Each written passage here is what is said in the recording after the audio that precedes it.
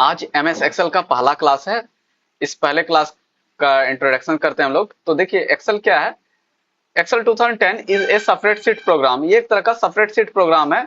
In the Microsoft Office system we can use Excel for quick and easy financial analyse and present data in variety of professional looking. तो पेशेवर लोग इसका use करते हैं। MS Excel जो है product है किसका, माइक्रोसॉफ्ट कंपनी का। माइक्रोसॉफ्ट के जो ऑनर हैं वो बिल गेट्स हैं और उसी का एक प्रोडक्ट है माइक्रोसॉफ्ट। माइक्रोसॉफ्ट में जो हम लोग अभी यूज कर रहे हैं ऑफिस, ऑफिस एक सॉफ्टवेयर है, उसको इंस्टॉल करने के बाद आ जाता है वर्ड, एक्सेल, पावर पॉइंट। ये सारा माइक्रोसॉफ्ट का ही प्रोडक्ट है। Excel, Word, PowerPoint, MS Access, MS Word. तो इसको ओपन कैसे करेंगे, इसको ओपन करने के लिए क्या करेंगे, विंडो की के साथ आर दबाएंगे, रन बॉक्स आएगा। इस रन बॉक्स में हमें टाइप करना है एक्सेल टाइप करना है, EXCEL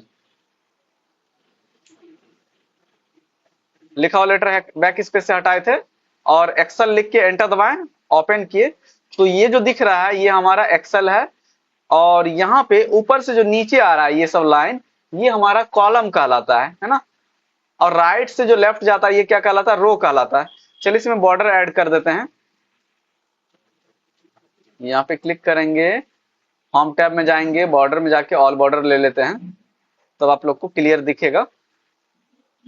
और थोड़ा सा जूम इन कर लेते हैं। ये सब जो दिख रहा है ABCD, ये क्या है, कॉलम है ना। और ऊपर से नीचे जो आ रहा है 1 2 3 4, ये क्या है, रो है। अब बीच में जो छोटा छोटा बॉक्स दिखाई दे रहा है वो क्या है, सेल है ना। अब यहाँ पे लिखा हुआ है वर्क कंपोनेंट।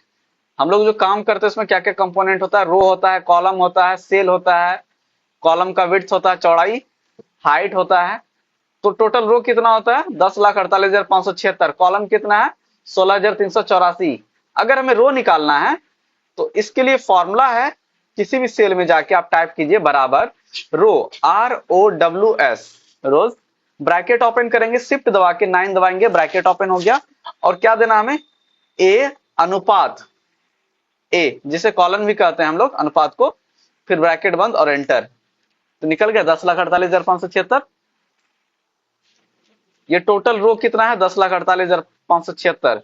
यानी एक से लेके लास्ट कहां है, 10,48,576। अब हमें कॉलम निकालना है, ऊपर से जो नीचे आ रहा है ये कॉलम है।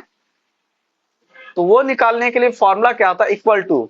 और हमेशा याद रखिए एक्सेल में कोई भी काम करेंगे, कोई भी कैलकुलेशन करेंगे, इक्वल टू के साथ करेंगे। अगर इक्वल टू नहीं देंगे तो वो फिर काम नहीं करेगा। Equal to COLUMNS, columns.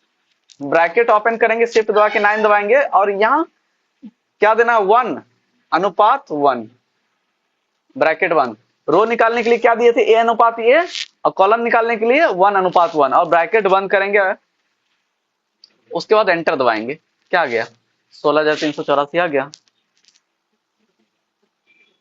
तो इस तरीके से कर सकते हैं ना। उसके बाद क्या है, टोटल सेल। सेल कितना है, 17,17,98,69,69,184। ये सेल है हमारा। इसको निकालने के लिए क्या करेंगे, दोनों को गुना कर देंगे। जहां भी निकालना है उस सेल पे जाके क्लिक कीजिए, इक्वल टू देना है। इक्वल टू देना जरूरी है किसी भी कैलकुलेशन के लिए। जहां हमारा रो है वहां पे क्लिक करेंगे। ये D2 क्यों आया, ये सेल एड्रेस हुआ। डी मेरा क्या है, पूरा कॉलन है ना, और 2 क्या है, रो है। वो जो मिलान बिंदु है वो क्या हो गया, D2 हो गया ना। ऊपर से नीचे ये पूरा D है, राइट से लेफ्ट ये पूरा 2 है। तो दोनों कहां मिला, D2 में ना। इधर से D और राइट से लेफ्ट क्या हो गया, 2। गुना करने के लिए क्या करते हैं, स्टार, फिर क्लिक करेंगे कहां, जो कॉलम निकाले हम, C3। ये पूरा कॉलम है C, और ये मिला कहां, 3 में ना, तो हो गया C3। इस सेल का वैल्यू लिया गया, जहां भी रहेगा वहां पे क्लिक करना है। जरूरी नहीं कि आपको D2 या C2 ही लिखना है। जहां पे रो रहेगा वहां पे क्लिक करना है, जहां कॉलम रहेगा वहां पे क्लिक करना। एंटर दबाएं तो आ गया 17,17,98,69,184। इस तरीके से निकाल सकते हैं हम लोग अपना सेल, है ना। उसके बाद क्या है, इसका जो चौड़ाई है कितना बढ़ा सकते हैं, 1790 पिक्सल तक। देखिए इन दोनों का चौड़ाई बढ़ाने के लिए कॉलम का या रो का इस लाइन पे आ जाते हैं। रो या कॉलम के बीच में जो लाइन है ना, सी और डी के बीच में जो लाइन है, यहाँ पे लाएंगे। और जब डबल एरो आ जाए, दो तीर आ जाए, तो क्लिक करके अगर हम left side sorry right side ले जाते हैं तो बढ़ रहा है। 14 पिक्सल है, 15 पिक्सल हुआ, बढ़ते जा रहा। ऐसे कितना बढ़ा सकते हैं? 1790 पिक्सल तक। हाइट भी इस तरह से बढ़ा सकते हैं। ऊपर से जो नीचे आ रहा है ये क्या है? हमारा कॉलम सॉरी रो है ना, इसका हमारे हाइट इसको कम करना सॉरी ज्यादा करना है ना, तो नीचे ले आएंगे। ये कितना बढ़ा सकते हैं? 547 पिक्सल तक, है ना। पिक्सल इंच से थोड़ा छोटा होता है। टोटल कैरेक्टर कितना लिख सकते हैं? 32,767 कैरेक्टर लिख सकते हैं। और लिखा हुआ है सीट इन ए वर्कबुक। सीट कितना रहता है? लिमिटेड करता है वो अवेलेबल मेमोरी पे। सीट क्या होता है? ये जो दिखाई दे रहा है सीट 1 सीट 2, ये बढ़ा सकते हैं कितना? जितना आपके कंप्यूटर में मेमोरी हो, है ना। ऐसे बाय डिफॉल्ट 3 सीट रहता है, आप बढ़ा सकते हैं। इस पे क्लिक करके इंसर्ट कर सकते हैं। जिस तरह से विनवर्ड में पेज में काम करते थे, यहाँ पे काम किस में होता है? सीट में काम होता है ना। अब अगला क्या है हमारा? Editing cell content. एडिट कैसे करते हैं? To edit the existing cell content do one following. Click on required cell, click करना रिक्वायर्ड सेल पे, उसके बाद F2 बटन दबा देना। पहला तरीका है। दूसरा है डबल क्लिक करना है लिखावट पे। और तीसरा तरीका क्या है? फॉर्मूला बार पे जाके क्लिक करके एडिट कर सकते हैं। चलिए बारी बारी से तीनों तरीका देखते हैं। आगे हम लोग सीट 1 में ही, अब यहां लिख लेते हैं हम लोग IT। अब इसी सेल में IT के आगे हरदा लिखना है। देखिए जैसे हरदा लिखे IT गायब हो गया ना। तो क्या करना है? कंट्रोल Z दबाते हैं। पहला तरीका यहाँ पे क्लिक कीजिए, F2 बटन दबाइए कीबोर्ड से। क्या दबाना? F2। F2 दबा के जो भी लिखिएगा आगे लिखा गया। दूसरा तरीका क्या है? माउस से तुरंत 2 बार क्लिक कीजिए और जो लिखना है लिख सकते हैं। कंट्रोल Z दबाते हैं। तीसरा तरीका क्या है? आप उस टेक्स्ट सेल पे क्लिक कीजिए जहां लिखा हुआ है, और ऊपर में जो बॉक्स दिखाई दे रहा है ना, एक है हमारा नेम बॉक्स और उसी के बगल में फॉर्मूला बार। फॉर्मूला बार पे क्लिक कीजिए। जो भी कंटेंट लिखा हुआ है उसके आगे यहाँ जो लिखिएगा वो आपका वो नीचे लिखा है ना। एंटर दबा देते हैं। इस तरीके से कर सकते हैं एडिटिंग सेल कंटेंट। आगे क्या है? Simple calculation. इसके बारे में पढ़ते हैं जरा। If you want to make any calculation in Excel you have to start formula with equal to sign. यदि एक्सेल में कोई भी आप काम करते हैं तो आपको जो प्रारंभ करना है सिंबल, वो किसे करना है? बराबर चिन्ह के साथ, है ना। तो चलिए पहला कैलकुलेशन है 10 + 6। कैलकुलेट करके देखते हैं। सबको डिलीट करते हैं, कंट्रोल डिलीट।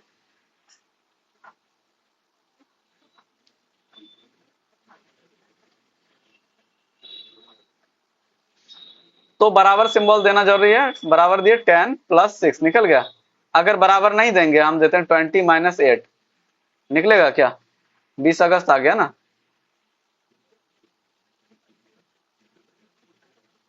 क्या देना? इक्वल टू 20 - 8 आ गया 12। अगला क्या है? 8 * 5 यानी बराबर 8 × 5, 8 × 5 = 40। अगला क्या है? 12 ÷ 4, है ना। बराबर देना जरूरी है। 12 × 4 कितना निकल जाएगा? 3 निकलेगा। चलते 12। फिर अगला क्या है? 12 ÷ 4 के बाद 250 × 12%, यानी 250 का 12% इक्वल टू 250 का 12 देके आप यहाँ परसेंटेज भी दे सकते हैं या बाय 100 भी दे सकते हैं, है ना। तो हम परसेंटेज देते हैं। शिफ्ट दबा के 5 दबाएंगे, परसेंटेज आ जाएगा, 30 निकलेगा। अगला एक कैलकुलेशन है 250 - 250 का 12%, तो बराबर देंगे 250 - 250 × 12%। अच्छा बताइए कोई इसका आंसर क्या होना चाहिए? 0 आएगा या उससे ज्यादा आएगा? बताइए कोई।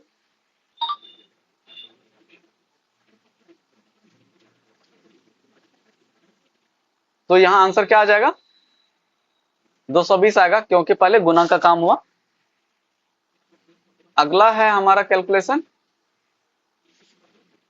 4 मॉडुलस 2 है ना, 4 पर पावर 2 इक्वल टू देना है 4। ये पावर कहां से आएगा? शिफ्ट दबा के 6 दबाइएगा तो आ जाएगा पर पावर 2, यानी 4 गुना 4, 4 चौक 16 होगा।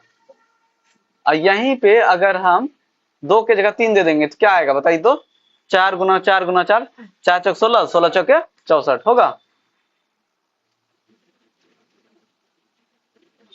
अगला क्या है? स्क्वायर रूट है ना, तो बराबर देना है SQRT लिखना है, SQRT ब्रैकेट ओपन।